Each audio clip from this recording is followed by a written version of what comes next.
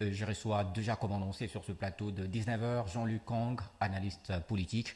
Bonsoir, bienvenue. Bonsoir, monsieur le journaliste. Félix Tshisekedi et Paul Kagame viennent de ratifier un accord de paix. C'est jeudi. Peut-on parler d'un pas décisif?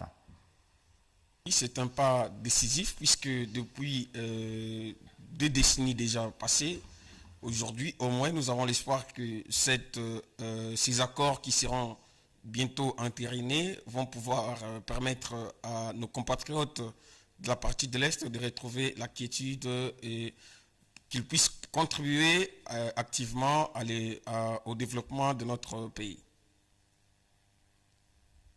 Or, qui sera ratifié dans quelques minutes, ne semble pas exactement répondre à la question du M23.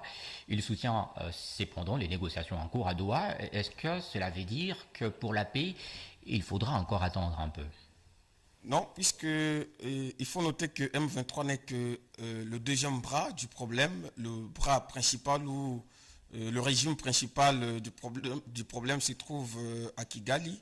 Et donc, le côté Washington concerne le peur du problème, comme l'a dit le ministre de la Communication, et Doha ne concerne que son fils.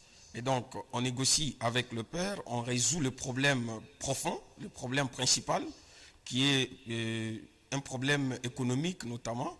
Et c'est cet instigateur de ce problème instrumente en fait quelques compatriotes qui se trouvent aussi en négociation avec le gouvernement du côté d'Oa. Et donc dès qu'on aura coupé les bras séculiers du M23, le M23 sera obligé de pouvoir quitter le province qu'il occupe.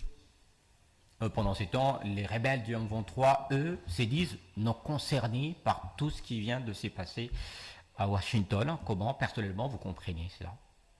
Ils ne peuvent que dire cela puisqu'ils ne peuvent pas se déclarer être vaincus sur le plan diplomatique. Vous savez que euh, beaucoup de personnes, plusieurs, notamment le leader du M23, comptaient sur des ripostes violentes de FARDC pour pouvoir se cacher dans les populations et produire beaucoup plus de victimes, jeter la faute sur le gouvernement. Mais notre armée a été professionnelle en évitant des confrontations dans des agglomérations.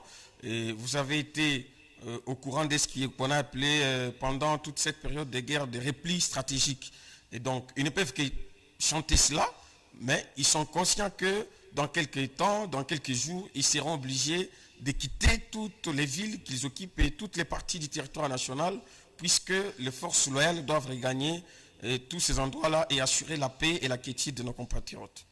Voilà, vous parlez déjà de ce désarmement, mais l'accord qui va être ratifié dans quelques minutes, lui, prévoit notamment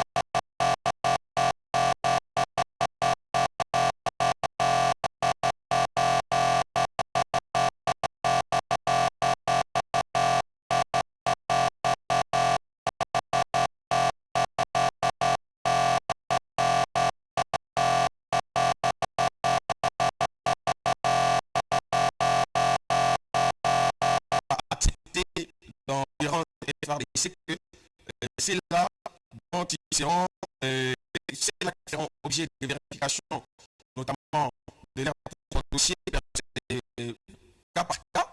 Et donc, les gens qui répondent, non, les gens qui n'ont pas été cités dans des violences, dans des massacres, et ceux qui ont la nationalité congolaise. C'est seulement ceux-là qui peuvent être intégrés. Donc, ça va se traiter cas par cas. Ce ne sera pas de façon globale. Permettez-moi de citer Moïse Katumbi l'a dit dans sa dernière intervention. Seuls ces accords ne suffisent